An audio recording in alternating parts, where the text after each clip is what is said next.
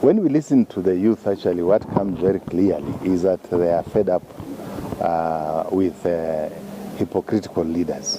Whether they are politicians, whether they are religious leaders, whether they are community leaders, they want leaders that, walk the talk. And that is why my call to the government is that we don't need more conversation. Kenya is full of conversations that have taken place, recommendations made, but they are not implemented. Corruption in the country is like cancer.